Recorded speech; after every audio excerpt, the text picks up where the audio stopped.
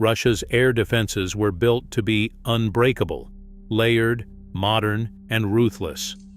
Yet in 2025, Ukraine's Alpha unit pulled off a hat trick that shocked military analysts worldwide. 3 high-impact strikes, each confirmed by open-source data and Euromaidan Press, shattered that shield. With the battlefield now transformed, how did Ukraine shoot and score against the world's most formidable air defense system, and what does this mean for the war's next phase? Russia's integrated air defense system was designed to be a fortress, layer upon layer of sensors, missiles, and guns stretching from the Black Sea to the Donbas. On paper, the network looked impenetrable. S-300 and S-400 batteries formed the backbone, reaching hundreds of kilometers into the sky, while Panzer S-1 units guarded the gaps, ready to intercept anything that slipped through. Radar stations, electronic warfare complexes, and mobile launchers created a web of overlapping coverage, each piece linked by a centralized command structure meant to react within seconds. Maps published by open-source analysts showed dense arcs of coverage, with few corridors left unguarded. Yet cracks had already begun to show. In August 2022, a series of explosions ripped through Saki Air Base in Crimea. Satellite images the next day revealed scorched earth, shattered hangars, and the charred remains of Russian fighter jets, evidence that something had bypassed every layer of Russian defense. Just 2 months later, the Kerch Bridge, a symbol of Russia's hold on Crimea, suffered a devastating strike. Despite the presence of nearby S-400s and Panzer batteries, the attack collapsed a section of roadway and set fuel cars ablaze. Both incidents, confirmed by public imagery and forensic open-source intelligence analysis, exposed blind spots in the supposedly seamless shield. These failures weren't just isolated embarrassments.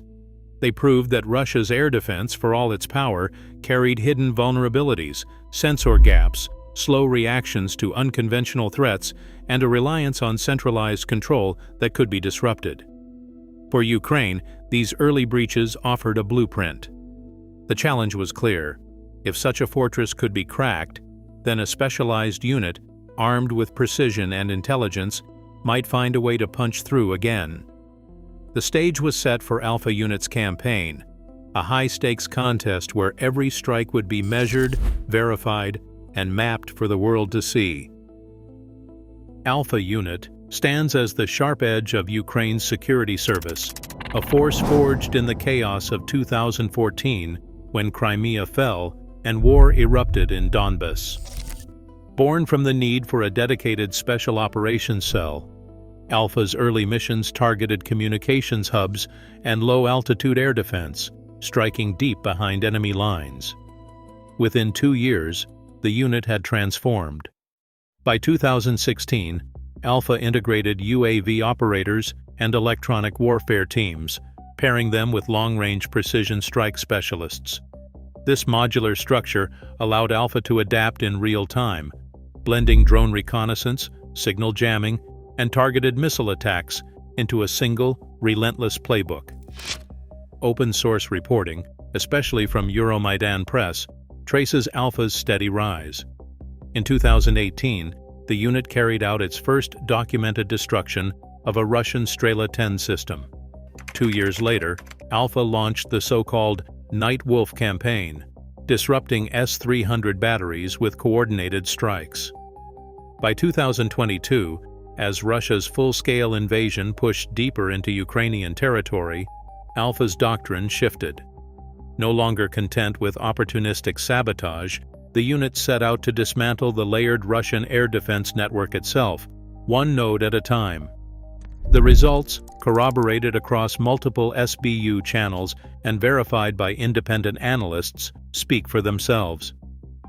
By 2025, Alpha's integration of drones, electronic warfare, and precision-guided munitions had become central to Ukraine's strategy. Each operation was measured, mapped, and tracked by open-source intelligence, building a public record of impact. This relentless campaign set the conditions for Alpha's next act: a string of strikes that would punch through Russia's defenses and redraw the battle lines in the sky. The first strike landed with precision near 48.12 degrees north, 38.55 degrees east, a stretch of occupied Donetsk that until then sat behind the thickest layers of Russian air defense. According to statements released by the Security Service of Ukraine, Alpha unit targeted a mobile Pantsir S-1 battery, a system valued at up to $20 million and designed to shield Russian positions from low-flying threats. The weapon used in this opening move was likely a long-range precision missile, possibly the Ukrainian-produced AT-15, though the exact model remains unconfirmed by outside analysts. What is clear from the available data is that the battery was destroyed in a single strike. The claim first surfaced on SBU channels and was amplified by Euromaidan Press, which published the coordinates and supporting commentary. Open-source researchers have yet to independently verify the aftermath through satellite imagery or geolocated footage, so for now the evidence remains unconfirmed. Still, the pattern was set. Alpha unit had found a way to reach through dense Russian coverage and knock out a core defensive asset, showing that no part of the shield was truly safe. The second strike unfolded deeper into occupied Luhansk, at coordinates near 48.3 north, 39.2 east, a static Pantsir S-1 emplacement, this time not on wheels but dug in to anchor a broader defensive sector. Alpha unit, working under the Security Service of Ukraine, selected this target for its role as a linchpin in the local air defense grid. The weapon used remains a matter of debate among analysts. The Security Service of Ukraine's statement hints at a loitering munition, possibly the Harbinger D, designed to circle above the battlefield before diving onto its mark. Open-source researchers, including those at Euromaidan Press, cataloged the claim and published provisional coordinates, but as with the first strike, full independent verification is still pending. No satellite imagery or geolocated footage has surfaced to confirm the aftermath, leaving the event in the unconfirmed column for now. What the available data does show is a shift in Alpha's playbook, from hitting mobile batteries to dismantling static fortified nodes. This evolution in target profile suggests a growing confidence and a willingness to challenge the most entrenched points of Russian air defense. Each strike, measured and mapped, ratchets up the pressure on Russia's network, testing its ability to adapt as Alpha unit continues its campaign. Strike 3 landed near 46.72 north, 32.60 east, deep in the Kherson region, at the heart of Russia's integrated air defense grid. Here, Alpha unit set its sights on a node that did more than just guard a sector. This position linked Pantsir S-1 and S-300 systems and acted as a nerve center for local command and control. According to Security Service of Ukraine statements, the attack used a cruise-type missile, possibly the Kh-59 MK, though independent analysts have yet to confirm the weapon or the full extent of the damage. What is clear is the strategic intent. By hitting this integrated site, Alpha did not just remove another missile battery from the map, it severed the connective tissue holding together Russia's air defense layers in southern Ukraine. Open-source channels, including Euromaidan Press, published the provisional coordinates and described the strike as the campaign's final blow. The aftermath remains unverified, with no satellite imagery or ground-level footage yet linked to the event. Still, the claim stands. With this operation, Alpha unit aimed to collapse the last line of Russian air defense protecting the occupied Kherson corridor. If the strike's effects hold true, the result is more than tactical. It is a decisive opening, a clear lane through which Ukrainian forces can now operate, changing the calculus for both sides in the air war. Every claim about Alpha unit's campaign is put through a rigorous open-source verification process before it enters the official record. Analysts start with a three-tier rubric. Facts are labeled as confirmed, corroborated, or unconfirmed.